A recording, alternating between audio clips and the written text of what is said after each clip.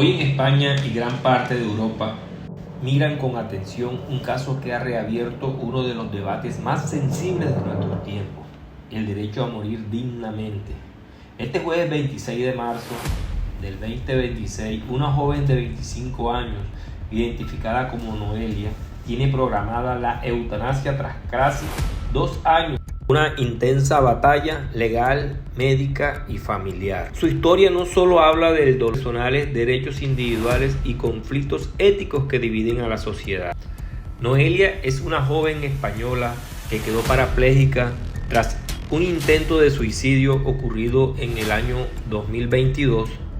Desde entonces vivía con un sufrimiento constante, dolor crónico, pérdida de movilidad y una condición irreversible que afectaba profundamente su calidad de vida.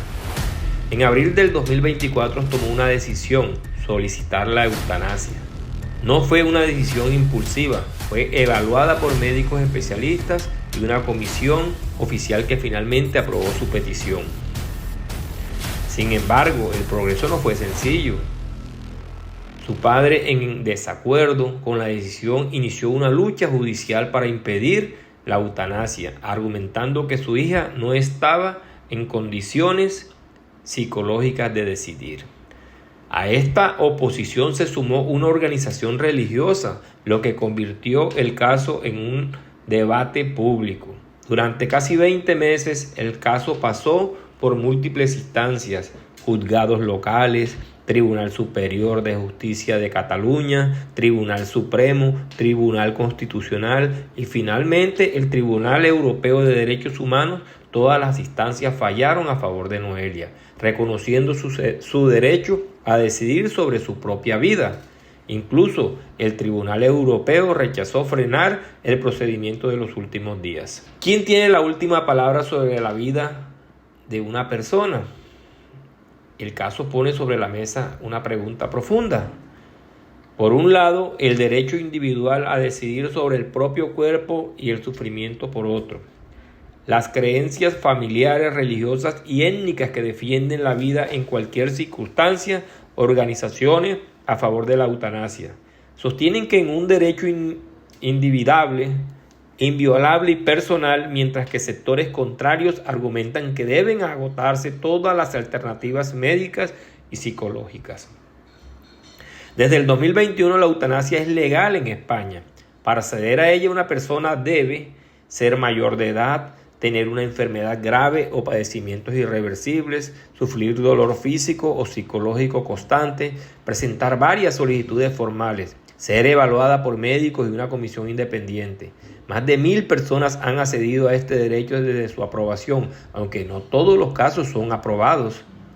Lo más importante del caso, en la firmeza de Noelia, durante todo el proceso, reafirmó repetidamente su voluntad de morir dignamente, incluso en medio de presiones externas y retrasos legales. En entrevistas públicas explicó su decisión desde el dolor, pero también desde la lucidez. Hoy su historia marca un precedente. No es solo el final de una vida, sino el inicio de nuevas preguntas. ¿Hasta dónde llega la libertad individual? ¿Puede alguien decidir por otro en temas tan íntimos? Esta es la sociedad preparada para estos dilemas. El caso de Noelia no cierra el debate, lo intensifica y nos obliga a mirar de frente una realidad que muchos prefieren evitar. Desde España, esta es una historia que trasciende fronteras y que seguirán generando discusiones en los próximos años, porque hablar de la eutanasia es hablar de la vida digna y libertad. Todo comenzó en el año 2022, cuando Noelia fue víctima de una violación colectiva. Este hecho marcó su vida para siempre. Sumida en el trauma, intentó quitarse la vida, pero sobrevivió con una lesión que la dejó parapléjica. Desde entonces vivió con dolores físicos constantes y un profundo sufrimiento emocional. Durante 2 años luchó con esa realidad. Luego de ese trauma, ella se le habían quitado las ganas de vivir. Ella ya no quería la dependencia de la silla, ya quería soltar toda su vida, hasta que tomó una decisión de morir dignamente. Pero entender la decisión de Noelia requiere ir más allá de los hechos y mirar lo que ocurre cuando una persona pierde completamente el control sobre su vida.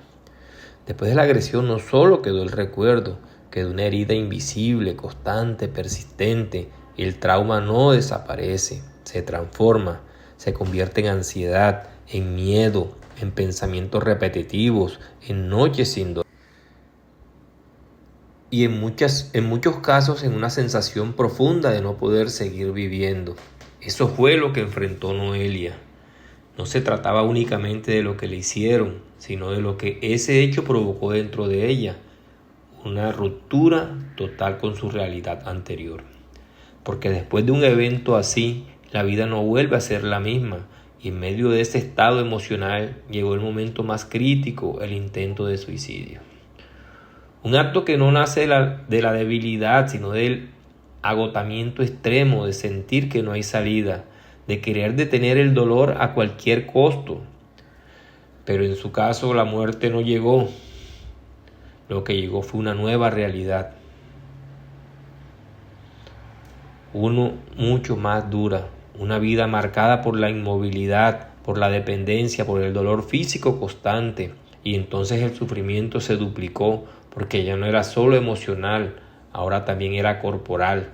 Cada día implicaba un esfuerzo, moverse, depender de otros, adaptarse a una vida completamente distinta. Y en ese punto aparece una de las preguntas más difíciles. ¿Qué pasa cuando alguien siente que su vida ya no le pertenece? Cuando su cuerpo no responde, cuando su mente está agotada, cuando el dolor no se ve. Ahí es donde empieza a tomar forma su decisión, no como un impulso, sino como un proceso largo, doloroso, pero consciente. Durante meses, Noelia reflexionó sobre su situación. Habló con médicos, con especialistas, pasó por evaluaciones psicológicas y cada una de ellas mantuvo la misma postura, querer dejar de sufrir. Quería tener control sobre el final de su historia, y es importante entender algo: no se trataba solo de morir, se trataba de decidir, de recuperar al menos una vez el control sobre su vida. En un contexto donde todo lo demás ya no estaba fuera de sus manos, pero su decisión no ocurrió en el vacío, a sus propias creencias, sus propios miedos, su propio dolor. Y así comenzó otro conflicto, uno más silencioso pero igual de intenso, el choque entre dos formas de ver la vida. Por un lado, quien sufre y quiere terminar con ese sufrimiento. Por otros, quienes no están listos para dejarla ir, sus padres. Especialmente no aceptaba la decisión. Para él aún había esperanza, aún había vida.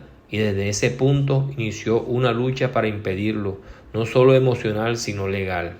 Una batalla que se traslada a los tribunales, donde ya no solo se discutía un caso médico, se discutía un derecho. ¿Puede una persona decidir morir?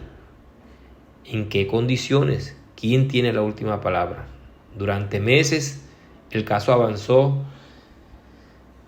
entre recursos, apelaciones y decisiones judiciales, cada paso retrasando el desenlace, cada decisión cargada de tensión, y mientras tanto Noelia seguía esperando poder hacer efectivo su decisión, esperando terminar con el dolor, y aún así nunca cambió de opinión. Eso es lo que más ha llamado la atención en este caso: su constancia, su claridad, su firmeza, a pesar de la presión del tiempo, de la exposición mediática, nunca dudó, y eso ha sido clave en la decisión final de los tribunales, porque más allá del debate, más allá de las opiniones, lo que evaluó fue su capacidad de decidir, y los expertos coincidieron en algo: Noelia sabía exactamente lo que estaba haciendo, lo que quería. Finalmente la justicia le dio la razón, reconociendo su derecho a elegir, a decidir sobre su propio cuerpo y sobre su propia vida. Pero incluso con esa decisión el debate no terminó, porque este caso abre una puerta incómoda, nos obliga a cuestionarnos cosas muchas veces evitamos. ¿Qué significa vivir con dignidad? ¿En la vida un valor absoluto o depende de la calidad con la que se vive? ¿Hasta dónde debe intervenir la familia y hasta dónde debe respetarse la voluntad individual? No hay respuestas simples, no hay una verdad única, pero lo que sí es claro es que historias como la de Noelia nos enfrentan a la parte más compleja de la condición humana, el dolor, la libertad y la condición de cuando decir basta. Si esta historia te gustó, te conmovió, comenta en la caja de comentarios y compártelo, que eso me servirá para seguir haciendo cosas mejores.